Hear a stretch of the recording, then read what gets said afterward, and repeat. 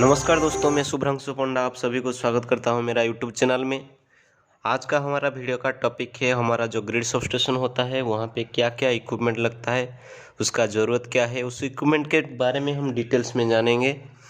तो मैं पहले बता देता हूँ क्या क्या इक्विपमेंट को मैं इसमें कवर कर रहा हूँ। पहले मैं एलए या सर्ज अरेस्टर जिसे कहते हैं उसको कवर कर रहा हूँ। फिर उसके बाद सीवीटी कैपेसिटिव वोल्टेज ट्रांसफार्मर, उसके बाद वेब ट्रैप, नेक्स्ट में करंट ट्रांसफार्मर सीटी, नेक्स्ट पोटेंशियल ट्रांसफार्मर पीटी, और उसके बाद breaker, isolator and earth switch.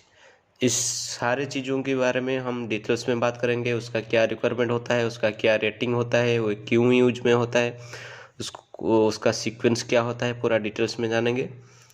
आपको लगता है ये वीडियो आपके लिए जानकार साबित होगा तो वीडियो के अंत तक बने रहे, नहीं तो आप यहाँ पे एग्जिस्ट मार सकते हैं।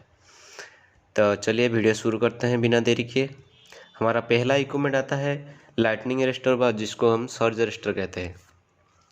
लाइटनिंग अरेस्टर हमारा ग्रिड सबस्टेशन का जो भी कोई भी एंट्री पॉइंट होता है वहाँ पे पहले लगा रहता है, ताकि जो सर्ज आता है वो सर्ज को ये ग्राउंड कर देता है। तो हमारा जो सबस्टेशन में जो भी इक्विपमेंट लगा रहता है ये प्रोटेक्टेड रहता है हाई सर्ज से। तो एलए का मैं एक इमेज यहाँ पे डाल रहा हूँ। एलए दिखने के लिए ऐसा ही होता है। इसके ऊपर ये जो लगा हुआ है ये है ग्रेडिंग रिंग। ग्रेडिंग रिंग जो हाई सर्ज जब आता है तो ये इंसुलेटर को प्रोटेक्शन देने के लिए वोल्टेज को इक्वली डिवाइड कर देता है इंसुलेटर के ऊपर, ताकि इंसुलेटर हाई सर्ज में ब्रस्ट नहीं करता है। और इसका शेप इस तरह होता है। ये फेज वोल्टेज में लगा रहता है, ऊपर एक फेज से लगा रहता है, नीचे ग्राउंड से लगा रहता है, तो फेज वोल्टेज में लगा रहता है। तो ये जो नॉर्मल लाइन वोल्टेज होता है उससे इसका जो नॉर्मल रेटेड वोल्टेज का रेटिंग होता है ये कम रहता है। जिसके जैसी तरह हम एग्जांपल के तौर पे बताएंगे, अगर 33 kV में एक एलए लग रहा है तो वो उसका वोल्टेज रेटिंग 30 kV रहता है। अगर 132 में लगा रहता है एलए तो उसका वोल्टेज रेटिंग 120 kV होता है। उसमें दो स्टैक रहता है, एक 60 का, दो सीरीज में ऐड रहता है, तो 120 kV होता है। तो इस तरह इसका एक फॉर्मूला है। जो आपका नॉर्मल रेटेड वोल्टेज है उसमें टॉलरेंस √2 मल्टीप्लाई करना है। उसके बाद उसका फेज वोल्टेज का निकालने के लिए आपको उसमें √3 डिवाइड करना है। जितना आपका रिजल्ट आएगा आपका एलए मिनिमम उतने रेटेड वोल्टेज का होना चाहिए। तो नेक्स्ट आता है हमारा सीवीटी जो कैपेसिटिव वोल्टेज ट्रांसफार्मर। ये हमारा नॉर्मली लाइन में लगा रहता है। लाइन में हम दो पर्पज़ के लिए सीवीटी को लगाते हैं। सीवीटी का एक पर्पज़ होता है जो ये हाई वोल्टेज को, हाई पोटेंशियल को मेजर करने में हमारा स्टेप डाउन करके उसको लो वोल्टेज में लाता है। जैसे कि मानो 132/√3/110/√3 ऐसे वोल्टेज को उसको उस रेशियो में ये स्टेप डाउन करता है, तो हमारा उसका मेजरिंग और प्रोटेक्शन के लिए ये यूज हो सकता है। और दूसरा ये काम करता है जो हमारा जो टेलीकम्युनिकेशन होता है, टेलीकम्युनिकेशन का जो फ्रीक्वेंसी होता है वो हाई फ्रीक्वेंसी होता है। उसका फ्रीक्वेंसी का रेंज 25 किलोहर्ट्ज से ऊपर रहता है। ये फ्रीक्वेंसी को हमारा पावर फ्रीक्वेंसी जो 50 हर्ट्ज का है उसके साथ ये मिक्स करता है। तो सीवीटी का दो पर्पज़ है। नेक्स्ट हमारा आता है वेब ट्रैप। वेब ट्रैप क्या करता है? वेब ट्रैप सीवीटी के बाद में लगा रहता है ग्रिड के इनसाइड की तरफ। तो जो हमारा टेलीकम्युनिकेशन का फ्रीक्वेंसी है ये 25 किलोहर्ट्ज के ऊपर का फ्रीक्वेंसी है। हमारा पावर फ्रीक्वेंसी जो है ये 50 हर्ट्ज का फ्रीक्वेंसी है। जब हमारा ये हाई फ्रीक्वेंसी टेलीकम्युनिकेशन का अगर हमारा जो सिस्टम में ट्रांसफार्मर है या सीटी पीटी वहाँ पे अगर ये हाई फ्रीक्वेंसी जाएगा तो वो डिज़ाइन नहीं हुआ है, वो सब डिज़ाइन हुआ है पावर फ्रीक्वेंसी हमारा जो इंडियन स्टैंडर्ड 50 हर्ट्ज में ऑपरेट करने के लिए, तो उसको ये डैमेज कर सकता है। इसलिए ये जो टेलीकम्युनिकेशन का जो भी फ्रीक्वेंसी है इसको ये ट्रैप कर लेता है, वो उसको आगे बढ़ने नहीं देता है। ये टेलीकम्युनिकेशन का जो फ्रीक्वेंसी है वहाँ तक ही आता है, उसके आगे नहीं जाता है। तो वेक्टर का काम इतना है। नेक्स्ट आता है हमारा सीटी जो करंट ट्रांसफार्मर। करंट ट्रांसफार्मर के ऊपर मेरा वीडियो पहले से बना हुआ है करंट ट्रांसफार्मर के डिटेल्स में, उसका मैं एंड स्क्रीन में उसका भी लिंक दे दूंगा तो आप वहां से देख लेना। फिर भी मैं यहाँ पे डिटेल्स में बता देता हूँ। करंट ट्रांसफार्मर जो होता है हमारा सिस्टम में, अगर कोई भी सिस्टम में करंट 50 एम्पियर से ज़्यादा होगा, अगर 50 एम्पियर से ज़्यादा करंट फ्लो हो रहा है तो वहाँ पे सीटी लगाना कंपलसरी है।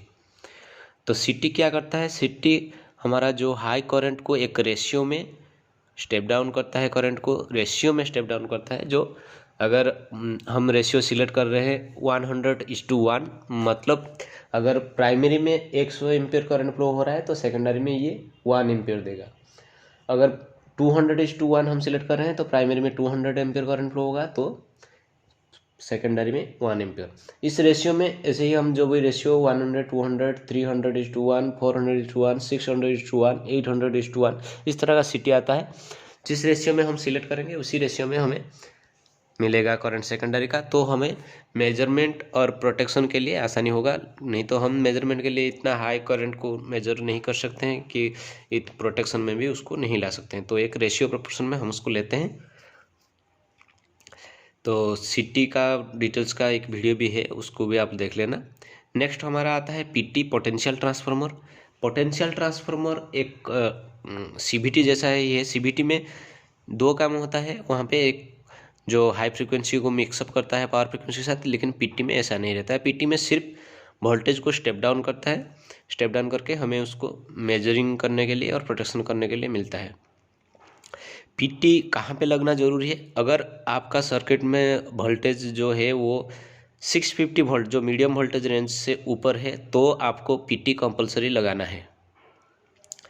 पीटी का इमेज मैं यहाँ पे डाल रहा हूँ। पीटी भी आपका फेज वोल्टेज में लगता है, एक लाइन के RYB वायर में लगता है और दूसरे साइड तरफ से वो ग्राउंड से लगता है, तो ये फेज वोल्टेज में लगता है। पीटी का सेकेंडरी में फ्यूज लगा रहता है, लेकिन सीटी का सेकेंडरी में फ्यूज नहीं लगा रहता है। आपको ये इस तरह का सवाल आ सकता है। मुझे एक इंटरव्यू में क्वेश्चन किए थे कि आपका सीटी का सेकेंडरी का फ्यूज चला गया है, आप क्या करेंगे? तो ये आपको कन्फ्यूज करने के लिए ये क्वेश्चन है।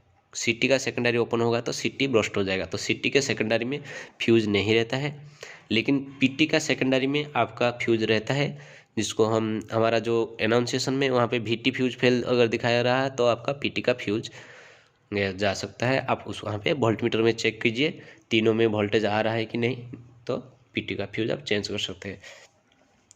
पीटी का रेशियो इस तरह रहता है हमारा 132/√3/110/√3। जो बाय√3 ये मैं इसलिए बोल रहा हूँ, ये फेज वोल्टेज 132 जो है वो हमारा है लाइन वोल्टेज। ये दो फेज के बीच में जो पोटेंशियल डिफरेंस है ये 132 के भी, लेकिन एक फेज में कितना होगा जो फेज टू ग्राउंड देखेंगे तो ये 132/√3 इस तरह से रहेगा। तो इसलिए पीटी में हमेशा बाय√3/110/√3 इस तरह लिखा रहता है। तो पीटी के बारे में इतना था। नेक्स्ट आता है हमारा ब्रेकर। जो ब्रेकर होता है, ब्रेकर में हमारा वो कंडक्ट मेकन ब्रेक करता है एक सर्किट को। तो ब्रेकर में क्या आइसोलेटर भी मेकन ब्रेक करता है, ब्रेकर भी मेकन ब्रेक करता है। ब्रेकर में एक्स्ट्रा एडवांटेजेस ये होता है, ब्रेकर में आर्क क्वेंचिंग मीडियम रहता है। ब्रेकर के अंदर जो आर्क होता है उसको बुझाने के लिए कुछ ना कुछ होता है। जैसे कि मैं एग्जांपल में बता रहा हूँ, 33 में हम वैक्यूम सर्किट ब्रेकर यूज करते हैं। वहाँ पे वैक्यूम क्या करता है, कोई भी आग लगने के लिए उसको जो फायर ट्रायंगल होता है उसमें 3 चीज़ चाहिए। एक फ्यूल चाहिए, दूसरा एक बर्निंग टेम्परेचर चाहिए, तीसरा ऑक्सीजन चाहिए। हम उसमें से कोई भी एक ट्रायंगल में से कोई भी एक पार्ट को निकाल देंगे तो आग बुझ जाता है। तो इस तरह से वैक्यूम में वहाँ पे क्या नहीं है, वहाँ पे ऑक्सीजन नहीं है, तो बिना ऑक्सीजन में आग नहीं लग सकता है, तो वो उसको ब्रेक कर रहा है। जैसे कि हमारा SF6 ब्रेकर है, वहाँ पे SF6 gas as a arc quenching medium use हो रहा है। SF6 गैस का एक प्रॉपर्टी है कि ये high dielectric strength at high pressure. वहाँ हमारा SF6 ब्रेकर में जो डायलेक्ट्रिक स्ट्रेंथ SF6 का हाई प्रेशर में रहता है, तो डायलेक्ट्रिक स्ट्रेंथ बहुत अच्छा रहता है और ये एक अच्छा आर्क क्वेंचिंग मीडियम की तरह यूज होता है। हमारा 33 kV तक वैक्यूम सर्किट ब्रेकर यूज होता है, उसके ऊपर वैक्यूम सर्किट ब्रेकर यूज नहीं होता है, क्योंकि उतना बड़ा वैक्यूम चैम्बर बनाना आसान नहीं होता है। तो आपको अगर ये पूछा जाए कि आपका 132 में क्यों वैक्यूम सर्किट ब्रेकर यूज नहीं हो रहा है, तो आप ये आसानी से बता सकते हैं कि ये उतना बड़ा वैक्यूम चैम्बर बनाना वो आसान नहीं रहता है, ये बहुत ही कॉस्टली हो सकता है। नेक्स्ट हमारा आता है आइसोलेटर। हमारा तो ब्रेकर है, फिर भी आइसोलेटर का क्या ज़रूरत है? आइसोलेटर भी वो सर्किट को मेक एंड ब्रेक करता है, लेकिन अगर आपको ये सवाल पूछा जाए कि आइसोलेटर का क्या ज़रूरत है, ब्रेकर तो है फिर भी आइसोलेटर का क्या ज़रूरत है। तो आप बता सकते हैं कि आइसोलेटर जो बैक एंड ब्रेक करता है उसको हम विजुअली देख सकते हैं कि ये हाँ ये ओपन हुआ है, ये आई विटनेस की तरह काम करता है। लेकिन ब्रेकर के अंदर ओपन हुआ है या नहीं हुआ है ये आप नहीं बता सकते हैं। तो ये एक अंदर अंदर में उसका मैकेनिज्म रहता है।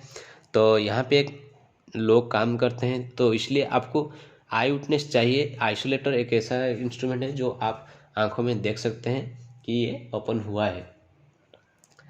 तो ये रहा आइसोलेटर। आइसोलेटर का साइज में ये फ़र्क रहता है। हमारा 33 KB में आइसोलेटर का रेटिंग रहता है 800 एम्पेयर, और 132 के में वो 1250 एम्पेयर का आइसोलेटर यूज होता है। आइसोलेटर भी दो तीन तरह का आता है, एक आता है सेंटर ब्रेक, एक आता है डबल ब्रेक। तो आइसोलेटर का दो कॉन्टैक्ट रहता है, इसे कहते हैं हम फिक्स कॉन्टैक्ट और इसे कहते हैं हम मूवेबल कॉन्टैक्ट। जो फिक्स कॉन्टैक्ट रहता है वो फिक्स रहता है, मूवेबल कॉन्टैक्ट का जो आर्म है ये मूव करके फिक्स कॉन्टैक्ट के अंदर जाता है। तो आइसोलेटर हो गया। नेक्स्ट हमारा आता है आर्च स्विच। आर्च स्विच जो होता है ये लाइन को जब हम एक लाइन में हम ब्रेकर आइसोलेटर ओपन करने के बाद उसमें जब हम EHV डिटेक्टर में चेक कर लेते हैं कि वहाँ पे कोई भी बैक फीडिंग नहीं है, तब उसमें आपको LC देना है, तो आपको आर्च स्विच डालना होता है। आर्च स्विच डालने से वहाँ पे जो भी इंडक्शन करंट रहता है ये ग्राउंड हो जाता है, तो वो लाइन सेफ हो जाता है काम करने के लिए। उसके बाद भी जहाँ पे आप काम करेंगे वहाँ पे एक टेम्पोररी अर्थ डिस्चार्जर जो है वो डालना पड़ता है। तो आज का वीडियो में इतना था। आशा करता हूँ आप हर एक इक्विपमेंट को पहचान सकते हैं, इसका क्या काम है, उसका क्या यूज है, ये आप बता सकते हैं। वीडियो आपको अच्छा लगा तो मेरा चैनल को सब्सक्राइब कर लीजिए। मैं ऐसे ही आपके लिए हेल्पफुल वीडियो लाता रहूँगा। वीडियो को पूरे अंत तक बने रहने के लिए आप सभी को धन्यवाद। Thank you, thanks for watching.